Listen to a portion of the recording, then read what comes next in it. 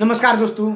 अभी वंदे मातरम को 150 साल पूरा होने पर पूरे देश में उत्सव मनाया जा रहा है और यह उत्सव 1 साल तक चलेगा। लेकिन कुछ लोग इसका विरोध कर रहे हैं। कुछ लोगों का मानना है कि ये बिल्कुल इस्लाम के खिलाफ है। वो भी कुछ लोगों का मतलब है कि पूरे लोग नहीं, इस्लाम के कुछ जानकार लोग, कुछ इस्लामिक नेता लोग, इन लोगों का मानना है कि ये बिल्कुल इस्लाम के खिलाफ है।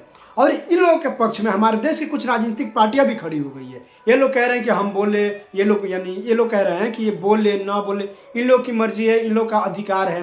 एक डिबेट हो रहा था। अब आप लोग का पता है कि जो भी बात होगा तो उसका उस पर बहस छिड़ता ही है। उसी को लेकर एक डिबेट हो रहा था। उस डिबेट में समाजवादी पार्टी के सुप्रसिद्ध हरा कुर्ता वाले प्रवक्ता अनुराग भदौरिया जी आए हुए थे।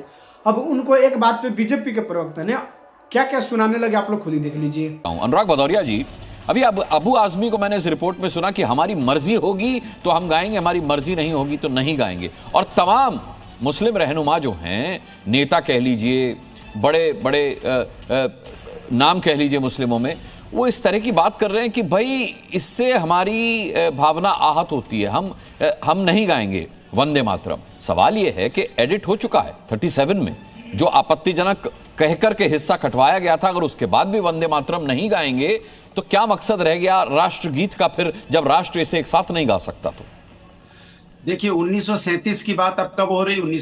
2025 में। अब आप जानते हो क्यों हो रही है? क्योंकि इनके पास बिहार के चुनाव में 20 साल का हिसाब नहीं है। क्योंकि 20 साल में जो जंगल राज चला उसका हिसाब नहीं दे पा रहे, तो 1937 में चले गए। अब जहां तक सवाल अबू आजमी जी का, मैं सुन रहा था, पूरे बाइट चलाइए, वो साफ साफ कह रहे इस देश का चाहे हिंदू हो चाहे मुस्लिम हो, उन्होंने बोला सरहद पे मरने के लिए तैयार हैं। हाँ। देश के संविधान और कानून को मानने वाले लोग हैं। देश और संविधान को, जो कानून को मानेगा वही हिंदुस्तान का सम्मान करेगा। आज जो हिंदुस्तान का संविधान और कानून के खिलाफ काम करेगा, कानूनी कार्रवाई उसके ऊपर होगी और होनी भी चाहिए। लेकिन सवाल उठता है कि सिर्फ राजनीति करने के लिए ये मुद्दा बनाया जाता है या दिल में वो जोश होना चाहिए? अगर दिल में जुनून है तो मैं भारतीय जनता पार्टी से एक सवाल पूछना चाहता हूं। तब तो विजय शाह ने, जो हमारे देश की बेटी सूफिया कुरैशी जी, जो देश के लिए मर रही थी, जी रही थी, उनको आतंकवादी का बहन बताया, तो उसके घर के सामने तो जुलूस हमने निकलते नहीं देखा, रोडों पे भी नहीं निकलते देखा। तो ये कैसी राष्ट्रभक्ति है? बात तो राष्ट्रभक्ति की हो रही है ना।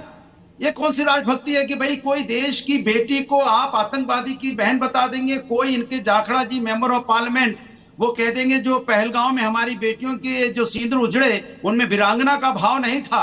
अगर ये बात बोल देंगे तो इसके मतलब सवाल तो बीजेपी पे उठता है राष्ट्रभक्त का, कि वो राष्ट्रभक्त हैं कि नहीं है। उन्होंने कार्रवाई भी नहीं की अभी तक। मंत्री विजय शाह को हटाया क्या? जाखड़ा जी को पार्टी से निकाला क्या? ये वो लोग हैं जो हमारे देश की बेटियां, बहादुर बेटियां, जो देश की हमारी धरती है, जो हमारी देश माता है, हमारी माताएं बहनें उसकी सुरक्षा के लिए लगी हुई थी, उनको आपने बता दिया आतंकवादी की बहन।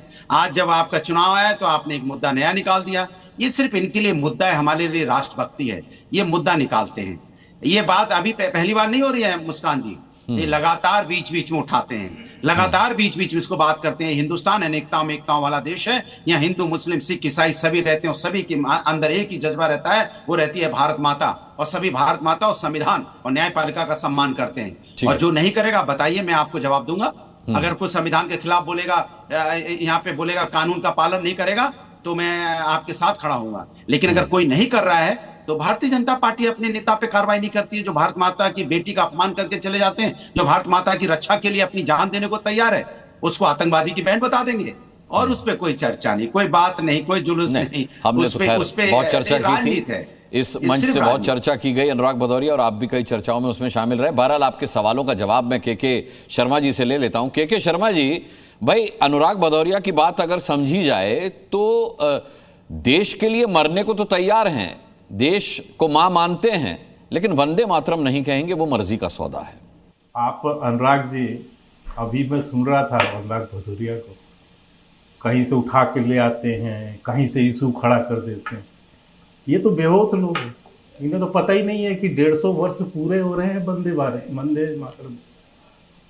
150 वर्ष पूरे हो रहे हैं, उसके उपलक्ष्य में बता दिया साहब, वंदे मातरम के 150 वर्ष ही पूरे हो रहे हैं। आपको लग रहा है कहीं से उठा के ले आए, क्योंकि आपको देश के किसी चीज से कोई लेना देना नहीं है, केवल और केवल अंधा विरोध। अंधा विरोध। अभी दुनिया भर का उदाहरण देके कहा कि ये नहीं किया, ये नहीं किया, तो हम वंदे मातरम क्यों गाएं? अब इनका तो लॉजिक ये है, हम 150 वर्ष जो है वंदे मातरम के गीत के मना रहे हैं, और ये माननीय प्रधानमंत्री जी ने, ये कोई ना भाजपा का कार्यक्रम है, ये सरकार का कार्यक्रम है। कांग्रेस और अखिलेश यादव और समाजवादी पार्टी का हश्र क्या है? 26 जनवरी का विरोध करेंगे, इनके नेता 26 जनवरी के कार्यक्रम में नहीं जाएंगे, इनके नेता 15 अगस्त के कार्यक्रम में नहीं जाएंगे। अब भाई सुन लो भाई, बीच में क्यों बोलता है, क्यों चिल्ला रहा है फालतू पे बकवास की तरह? अच्छा, जी इनको बंद कराइए। नहीं, के शर्मा जी आप बहुत अच्छा बोल रहे हैं, उसी रास्ते पर रहिए। लॉजिक बातें मत कीजिए भाई। ये इस आदमी को नहीं, उसको बोलने दीजिए, फिर आप काउंटर करिएगा। अनुराग भदौरिया, टोकिए मत, वो धैर्य के साथ सुना उन्होंने। आपने कहा 37 का जिक्र अब क्यों आया, उसका माकूल जवाब भी दिया है कि 150 साल पूरे हो रहे वंदे मातरम के, इसलिए जिक्र आया। अब सोफिया कुरैशी जी पे भी बोल दें। हाँ, देखिए सोफिया कुरैशी पे मैं कम से कम 5-6 डिबेट कर चुका हूँ, कम से कम 5-6 डिबेट कर चुका हूँ। सभी लोग बोलते हैं, आज जिस कॉन्टेक्स्ट में है उसी कॉन्टेक्स्ट में रहते हैं। ठीक है, ठीक है, ठीक है। नहीं, भारत माता के नाम पर जान देने को तैयार है, लेकिन भारत माता की जय नहीं बोलेंगे, ये थोड़ा सा मुझे इलॉजिकल लगता है सर। मुझे खुद इलॉजिकल लगता है, ये मुझे इलॉजिकल लगता है कि भारत माता पर जान देने को तैयार है, लेकिन भारत माता की जय नहीं बोलेंगे। ये इसी तरह ये गलत, ये ऊट पटांग बातें करते हुए बोलना भी चाहिए। ये समय को बर्बाद करेगा, इसके अलावा कुछ नहीं करेगा, और इसीलिए इसको डिबेट से बाहर किया जाता है, इसको भगा दिया जाता है डिबेट से इसी लेकर। अब मुझे अपनी बात पूरी करने दीजिए, मैं अनुराग जी बात कर रहा हूँ जी। अब मैं ये कह रहा हूँ कि आपका विरोध किस बात पर? आप अनुराग जी, मैं निवेदन कर रहा हूँ, आप शांत रहिए, अपनी बारी पे बोलिएगा। अनुराग जी, आप 26 जनवरी का विरोध करते हैं, 26 जनवरी सरकारी कार्यक्रम में आप पार्टिसिपेट नहीं करते। आप जो है 15 अगस्त का विरोध करते हैं, 15 अगस्त के कार्यक्रम में आप पार्टिसिपेट नहीं करते, जाते नहीं।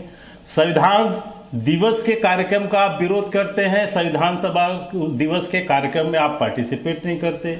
आप सरदार पटेल के कार्यक्रम के जब 150 जयंती मन रही होती है तब भी आप विरोध करते हैं, आप उसके कार्यक्रम में पार्टिसिपेट नहीं करते। सब सरकार के कार्यक्रम है सर, ये किसी पार्टी विशेष के कार्यक्रम नहीं है। पार्टी मना रही है अलग चीज है, क्योंकि पार्टी मानती है उस बात को।